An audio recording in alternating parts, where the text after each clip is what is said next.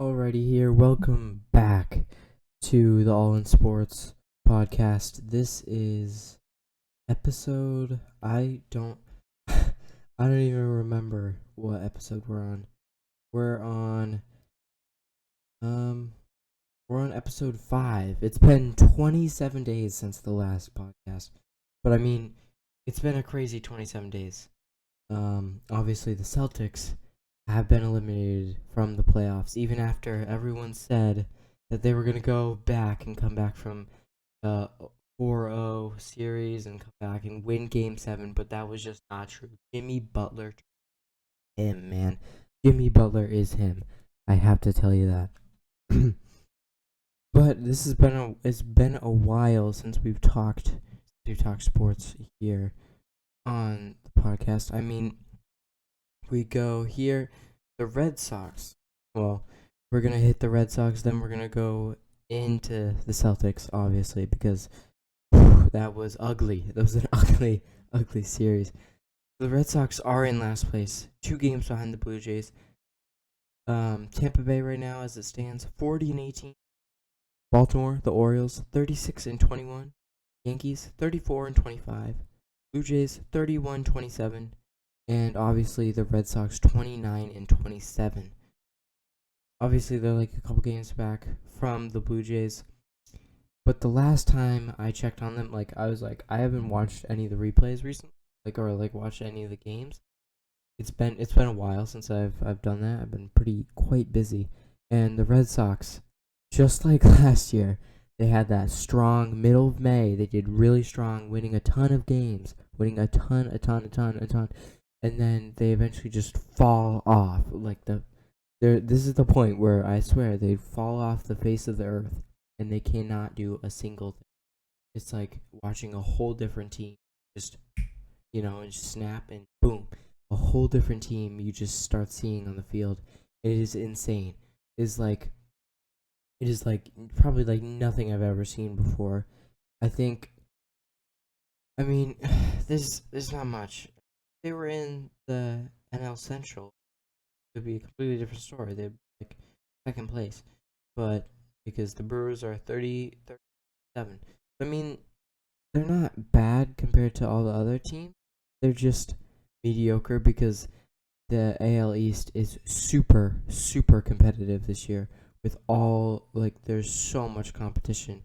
I am absolutely I'm absolutely surprised competition there is in the AL Central, excuse me, East. But anyway, going to the Celtics is I this is like I know this is gonna make all the Celtics fans really mad, including this made me super mad when I was watching the series. I mean, I watched a couple the earlier games. I forget the exact. I think 1-7. The other ones I wasn't able to catch. But from the difference, they just.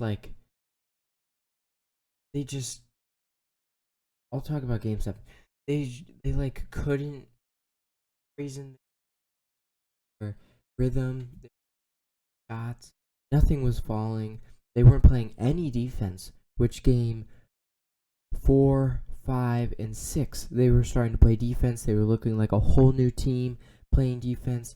That's how they won those games. They played defense. They got the rebounds. They did all that. That's how they won those games. If you may not like it, but that's honestly how they won those games. And they took good shots. But game game 7, they were doing that in the beginning. Robert Williams had a crazy block over I think it was Bam, where he just grabs the ball. And then game 7, it was just like once they got down by maybe 10 points, they just started chucking threes. Once you start and making terrible shots, it's like his ankle was hurt or something, but still, what is he doing, man? they're just I don't see the Celtics in the finals next year. I don't see them close unless unless they got to make some big moves in the offseason. Some huge moves. I'm thinking I'm honestly thinking they're going to take a massive step back next year. Because obviously you either sign Tatum to that super max deal, which a lot of people want Tatum to go to that super max deal, which honestly I think Tatum's a really good offensive guy, and he can like control the ball. Nah, kind of not really. he's like a really good offensive player, really good shooter and stuff like that. I just don't think he can play defense, you know. And I think if they want to make like a super team, I think they need to get rid of Brown, because Brown, the playoffs, how many turnovers he had? Like, I forget how many turnovers he had. Like 6 or 7 like turnovers in Game 7. It's like he forgets to dribble the basketball. It's insane. Like so many like balls that went off his foot or something like that. It's like what's it going on? We don't even know. Like I've never seen this happen. It's happened in the final. Like oh my god, we're getting like cooked by all these no name undrafted, and somehow we are getting cooked by them. It does not make a single bit of sense. I am that's like so confused. Possible. It's like, dude. But now the Heat they lost game 1. I think by like 20 against Jokic. My predictions for the finals. I think it could go either way. I'll be honest, because I could see Jimmy Butler pulling it out of the bag and winning, and Jokic pulling it out of the bag and winning. I really want to see both of them win. I don't really care who wins. I really want to see Butler winning a championship. I really want to see Jokic winning a championship. I mean, like, it could go either way, and I would be fine with it. It's just like super. I think this is one of the best finals matchups we've seen in a while, because these are some really actually. I think they're really fun teams to watch. Like, I really wanted Jokic to win a championship for a while, and I really feel like Butler deserves a championship for a while, and I think Jokic really deserves a championship. So I mean, both of them do, and they play on Sunday. Recording this, we're on Saturday, so tomorrow they play Game 2 in Denver. I'd say I'm thinking the Heat take this one. I'm taking the Heat Game 2. I think it's either gonna go 6-7 games this series, and it's gonna be really competitive. I know Game 1 didn't show it, but I feel like the Heat are gonna come back, and it's gonna go really competitive. But you know, as a Celtics fan, it's really kind of painful looking back at it. And like, I had a feeling the Celtics would lose to the Heat. Even I got worried from when they were playing the Sixers. Like, the Sixers brought them to 7 games. I was like, wow, they do not deserve to be in the playoffs if the Sixers bring them to 7 games. And the Hawks brought them to 6. The Hawks brought them to 6 games early in the playoffs.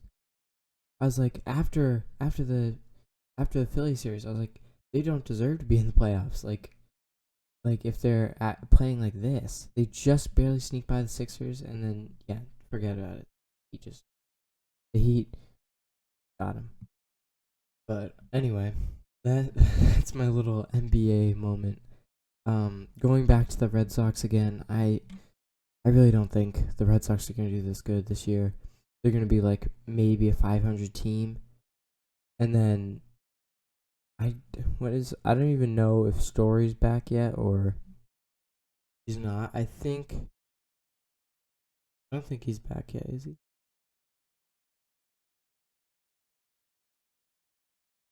Uh, Not yet. I don't. Yeah, I think it's harder, and I feel like John Henry's gonna sell the team at the end of the year. Hopefully, I'm hoping that, because that could work. Anyway, that's sort of the All In podcast episode. I have 5. We're gonna keep doing podcasts here and again. it's not gonna be like consistent.